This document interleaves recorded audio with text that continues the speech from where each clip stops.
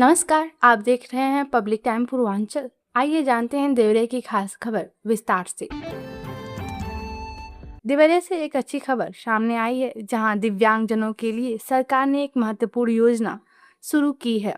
दिव्यांगजन सशक्तिकरण विभाग की ओर से दिव्यांग विवाह प्रोत्साहन योजना के तहत अब ऑनलाइन आवेदन प्रक्रिया शुरू कर दी गई है। इस योजना के माध्यम से सरकार दिव्यांग व्यक्तियों को विवाह के लिए प्रोत्साहित कर रही है और उन्हें आर्थिक सहायता भी प्रदान कर रही है। जिला दिव्यांग जन सशक्तिकरण अधिकारी प्रियंका चौधरी के अनुसार अगर पुरुष दिव्यांग है तो 15,000 रुपए, अगर जो महिला दिव्यांग है तो 20,000 रुपए और यदि दोनों पति पत्नी दिव्यांग है तो 35,000 रुपए की सहायता दी जाएगी। आवेदन करने के लिए अभ्यर्थियों को कुछ जरूरी दस्तावेज ऑनलाइन अपलोड करने होंगे, जिनमें संयुक्त फोटो, आयु प्रमाण पत्र, दिव्यांगता प्रमाण पत्र, आधार कार्ड, आय और जाति प्रमाण पत्र तथा बैंक खाते की जानकारी शामिल है। इच्छुक लाभार्थी विभाग की आधिकारिक वेबसाइट पर जाकर आवेदन कर सकते हैं। किसी भी समस्या की स्थिति में देवरिया स्थित जिला कार्यालय से संपर्क भी किया जा सकता है। सरकार की यह पहल न केवल आर्थिक सहयोग दे रही है, बल्कि दिव्यांगजनों को समाज में सम्मान और आत्मनिर्भरता के साथ आगे बढ़ने का अवसर भी प्रदान कर रही है। देवरिया से एक अहम खबर सामने आई है, जहां शनिवार को सदर तहसील में संपूर्ण समाधान दिवस का आयोजन किया गया। इस कार्यक्रम की अध्यक्षता जिलाधिकारी दिव्या मित्तल ने की, जबकि पुलिस अधीक्षक अभिजीत आर शंकर भी मौके पर मौजूद रहे। समाधान दिवस में बड़ी संख्या में फरियादी अपनी समस्याएं लेकर पहुंचे। कुल 73 शिकायतें दर्ज की गईं, जिनमें राजस्व, पुलिस, विकास और अन्य विभाग से जुड़े मामले शामिल थे। राहत की बात यह रही कि इनमें 7 मामलों का मौके पर ही निस्तारण कर दिया गया। इनके साथ ही प्रशासन की ओर से 2 लाभार्थियों को अंत्योदय राशन कार्ड और एक व्यक्ति को दिव्यांग प्रमाण पत्र भी प्रदान किया गया, जिससे लोगों को तत्काल राहत मिली। जिलाधिकारी ने अधिकारियों को सख्त निर्देश देते हुए कहा कि किसी भी शिकायतों का समाधान पारदर्शी और समयबद्ध तरीके से किया जाए। उन्होंने यह भी स्पष्ट किया कि आम जनता को अनावश्यक रूप से कार्यालयों के चक्कर नहीं लगाने पड़ने चाहिए और किसी भी प्रकार की लापरवाही बर्दाश्त नहीं की जाएगी। वहीं पुलिस अधीक्षक ने पुलिस से संबंधित मामलों की समीक्षा करते हुए अधिकारियों को निर्देश दिया कि सभी शिकायतों का त्वरित और प्राथमिकता के आधार पर निस्तारण सुनिश्चित किया जाए। यह समाधान दिवस आमजन की समस्याओं को तेजी से सुलझाने और प्रशासन में पारदर्शिता बढ़ाने की दिशा में एक महत्वपूर्ण कदम माना जा रहा है। देवरिया से एक महत्वपूर्ण खबर सामने आई है, जहां अक्षय तृतीया से पहले बाल विवाह को रोकने के लिए प्रशासन ने बड़ा कदम उठाया है।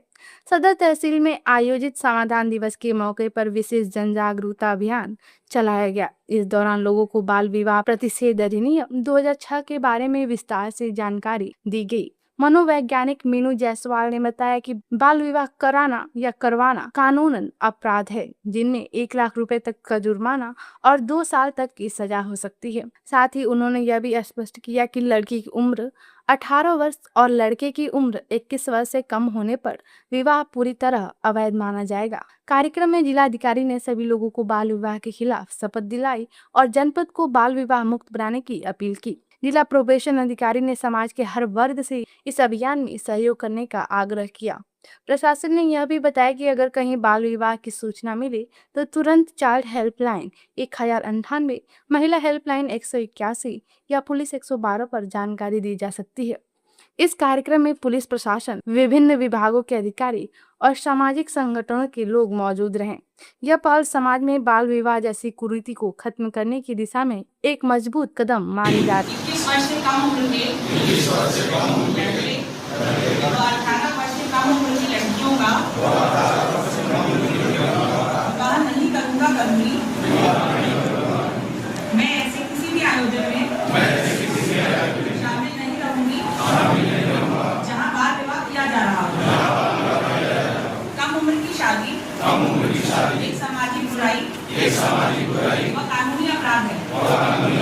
अतः मैं प्रण करती हूँ कि इसकी रोकथाम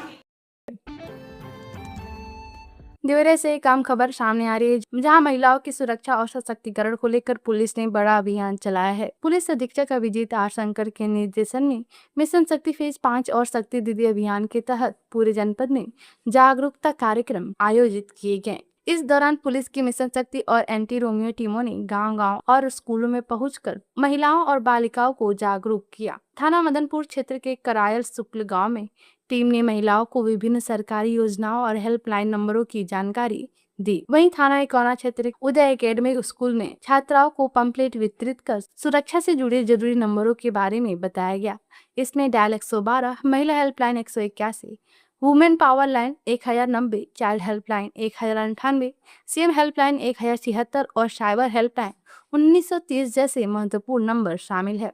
पुलिस प्रशासन ने सार्वजनिक स्थलों और धार्मिक स्थलों पर भी अभियान चलाकर अधिक से अधिक लोगों तक यह संदेश पहुंचाने का प्रयास किया। इस पहल का उद्देश्य महिलाओं और बालिकाओं को उनके अधिकारों के प्रति जागरूक करना और आपात स्थिति में तुरंत सहायता उपलब्ध कराना है।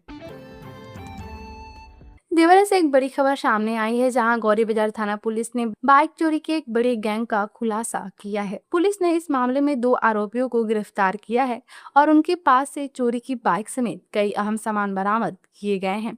पुलिस के मुताबिक गिरफ्तार आरोपियों के पास से चोरी की मोटरसाइकिल, एक अन्य इस्तेमाल की गई बाइक, 13,000 रुपए नगद, एक फर्जी नंबर प्लेट और 4 मास्टर चाबियां बरामद हुई हैं। यह कार्रवाई पुलिस अधीक्षक अभिजीत आर शंकर के निर्देशन में चलाए जा रहे अभियान के तहत की गई। पुलिस टीम ने मुखबिर की सूचना पर चीनी मिल के पास से दोनों आरोपियों को गिरफ्तार किया। पूछताछ में आरोपियों ने 4 अलग अलग बाइक चोरी की घटनाओं को स्वीकार किया। उन्होंने बताया कि चोरी की गई बाइकों को बिहार बॉर्डर पर बेच दिया जाता है और उससे मिली रकम खर्च कर दी जाती थी।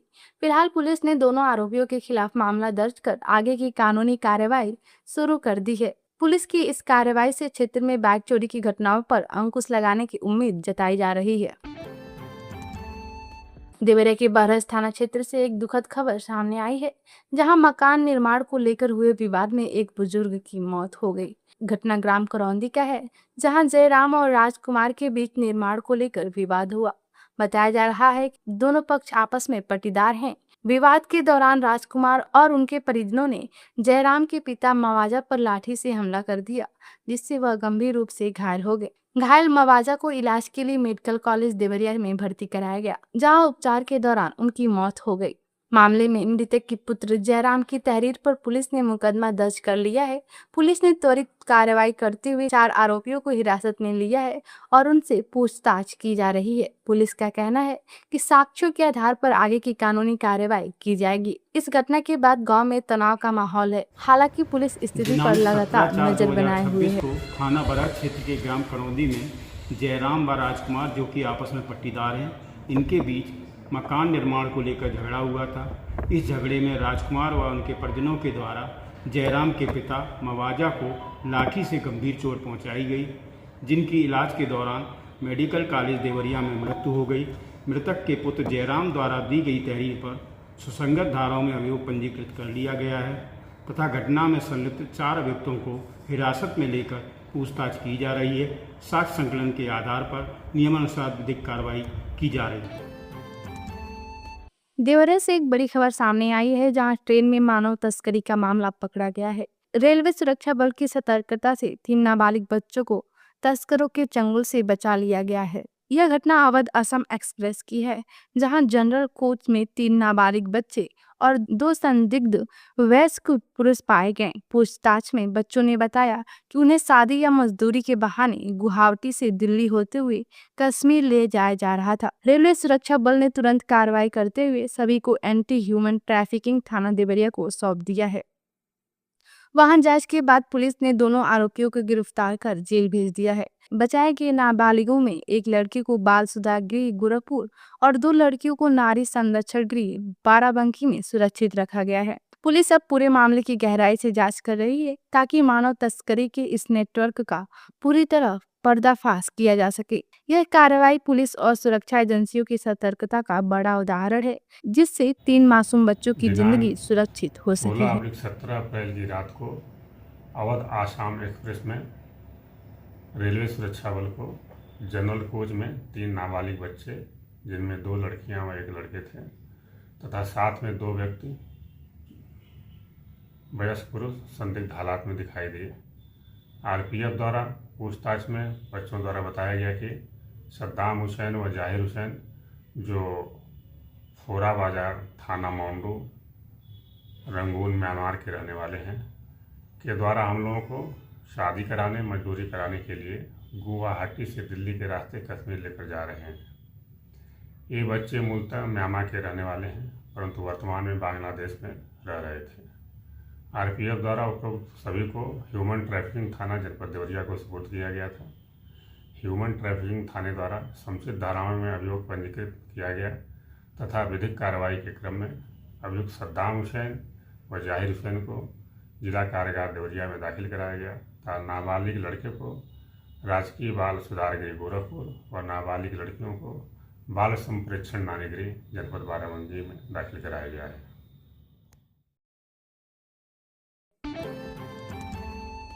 देवरिया में सड़क सुरक्षा को लेकर यातायात पुलिस ने सख्त अभियान चलाया है। पुलिस अधीक्षक अभिजीत आर शंकर के निर्देशन पर शहर के प्रमुख चौराहों और व्यस्त इलाकों में चेकिंग अभियान चलाया गया। यातायात प्रभारी गुलाब सिंह के नेतृत्व में बस स्टैंड, सुभाष चौक और कस्या ओवर ब्रिज पर वाहनों की गहन जांच की गई। इस दौरान सड़क पर वाहन खड़ा कर सवारी भरने वाले बस, ऑटो और ई रिक्शा चालकों के खिलाफ कार्रवाई की गई।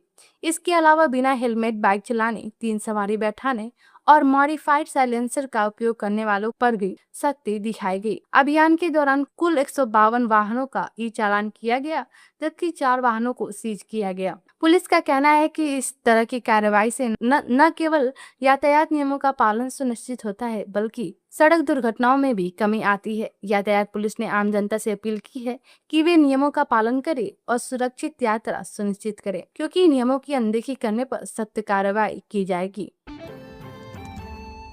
देवरिया से एक दुखद खबर सामने आई है, जहां सूरत से घर लौट रहे एक मजदूर की ट्रेन से गिरकर मौत हो गई।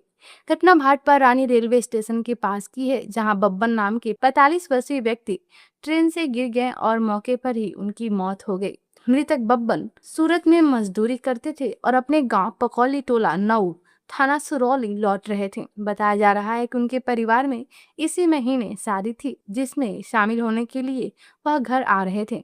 पुलिस ने मौके पर पहुंचकर जांच की और युवक की जेब में मिले आधार कार्ड के आधार पर उसकी पहचान की। इसके बाद परिजनों को सूचना दी गई, जिससे परिवार में कोहराम मच गया। बब्बन की पत्नी भी सूरत में मजदूरी करती थी। इस हादसे ने पूरे परिवार को गहरे सदमे में डाल दिया है।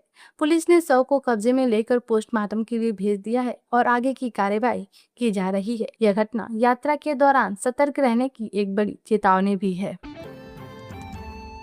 तो ये थी देवरिया की खास खबर। आप इसे देख रहे